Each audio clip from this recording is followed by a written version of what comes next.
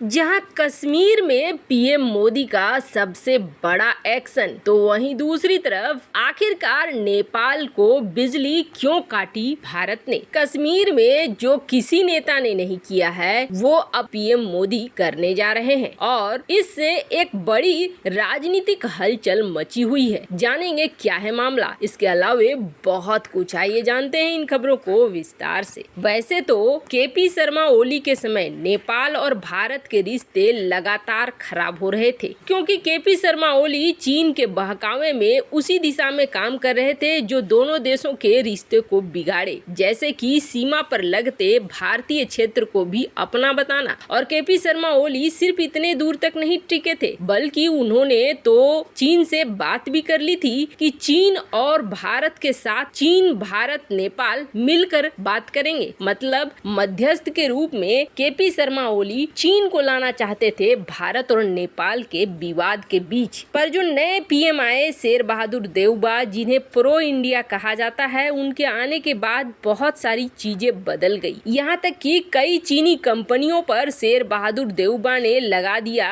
प्रतिबंध और इसके साथ साथ चीन से दूरियां बनानी शुरू कर दी और भारत से नजदीकियां बढ़ानी शुरू कर दी। जहाँ एक तरफ नेपाल के अंदर हिंदू राष्ट्र बनने की अभियान सा चल रहा है, तो वहीं दूसरी तरफ शेर बहादुर देउबा ने इन्हीं सब वक्त में पीएम मोदी से भी मुलाकात की और बीजेपी के अध्यक्ष जेपी नड्डा से भी मुलाकात की, जो ये बता रहा है कि भारत और नेपाल काफी नजदीक आ रहे हैं। पर नेपाल से एक सूचना निकल कर आ रही है, जो सूचना ये बता रही है कि आने वाले समय में नेपाल की हालत होने वाली है खराब, क्योंकि नेपाल भी कुछ उसी दिशा की तरफ बढ़ रहा है जिस दिशा की तरफ श्रीलंका बढ़ रहा है। नेपाल में भी एक इकोनॉमिक क्राइसिस आने की बात कही जा रही है और श्रीलंका के हालात देखते हुए नेपाल में चीन को लेकर अब एक शक का माहौल बनने लगा है। पर उन सब में बड़ी बात यही है कि नेपाल में आर्थिक संकट गहरा रहा है, एक इकोनॉमिक क्राइसिस आने के ज्यादा चांसेस बढ़ रहे हैं। अब ऐसे में नेपाल के द्वारा सेंट्रल बैंक के जो गवर्नर थे उनको हटा दिया गया है कि स्थिति आप संभाल नहीं पा रहे हो। ऐसे में ही साफ दिख रहा है कि यहाँ समस्या बढ़ने वाली है। पर इन सब के बीच में भारत और नेपाल के बीच बिजली को लेकर एक प्रॉब्लम चल रही है और बिजली को लेकर ये प्रॉब्लम नेपाल को बड़ा टेंशन दे रहा है। दरअसल भारत नेपाल को बिजली देता है। पहले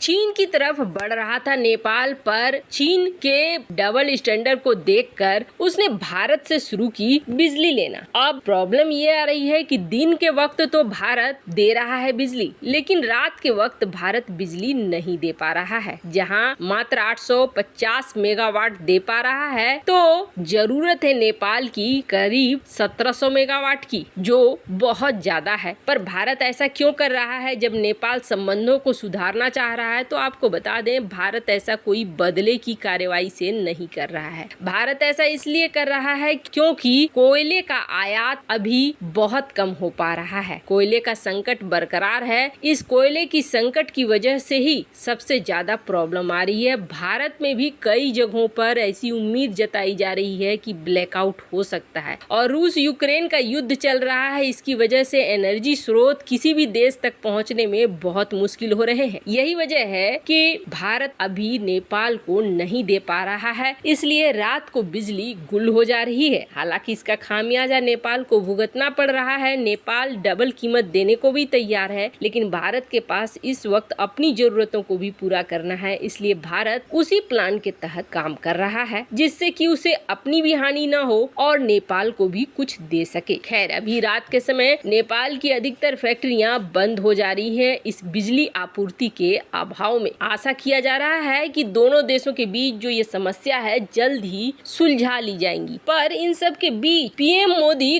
कश्मीर में क्या करने वाले हैं, क्यों बहुत ज्यादा हलचल मची है? तो आपको बता दें, कश्मीर एक ऐसी जगह है जहां से नेताओं का अगर आप रिकॉर्ड निकालेंगे तो पीएम मोदी एक बहुत बड़ा स्टेप लेने जा रहे हैं। जिस चीज के लिए मोदी जाने जाते हैं कि ये बिल्कुल निडर हैं और निडर होकर बड़े फैसले लेते हैं। आपको बता दें थोड़ा सा इतिहास, जो पूर्व चीफ मिनिस्टर फारूक अब्दुल्ला थे, वो जम्मू कश्मीर में आतंक से डर के भाग गए थे लंदन, और तब जब उनके कई मंत्री और एमएलए आतंकियों के निशाने पर आ गए थे। उसके अलावे आपको बता दें, आगा सैयद महमूद, मोहम्मद शफी भट्ट, मोहम्मद सईद अखून, ये सारे जाकर सेटल हो गए जम्मू कश्मीर से, ये भाग चुके थे। मुफ्ती मोहम्मद सईद, जिसने यूनियन होम मिनिस्टर के रूप में 11 महीने तक काम किया था, वो दिल्ली में ही रहना पसंद करता है। गुलाम नबी आजाद, ये भी बहुत कम जाते हैं जम्मू कश्मीर। और फारूक अब्दुल्ला की बात सुनिए, इनके बिल्कुल करीब के नजदीकी रिश्तेदार के अंतिम संस्कार हो रहे थे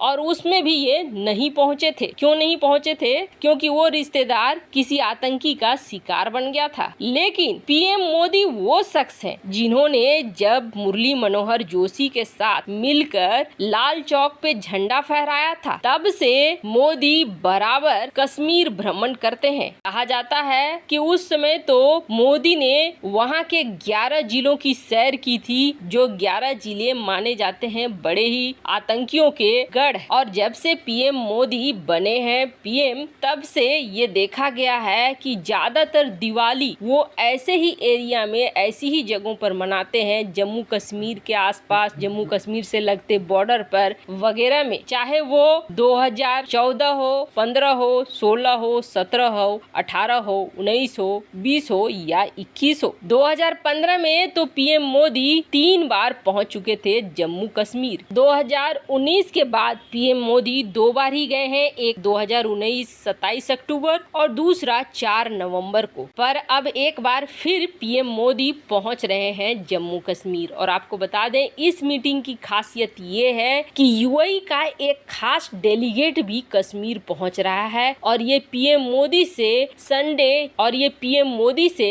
मुलाकात कर रहा है ताकि यहाँ पर व्यापार को बढ़ाया जा सके। पीएम मोदी ने इस इलाके में अपनी प्रेजेंस जताकर ये जरूर यूएई जैसे देशों को आश्वस्त किया है कि उसके निवेश और उसके निवेशक सारे यहाँ सुरक्षित रहेंगे। और जब पीएम वहाँ पर दौरा कर सकता है तो एक तरह का विश्वास भी जगता है। पर आपको बता दें, जम्मू कश्मीर में भारतीय पीएम के रूप में पहले ऐसे भारतीय पीएम हैं जो इतिहास रच रहे हैं और इतनी बार वहाँ जा रहे, जो बेहद खास है।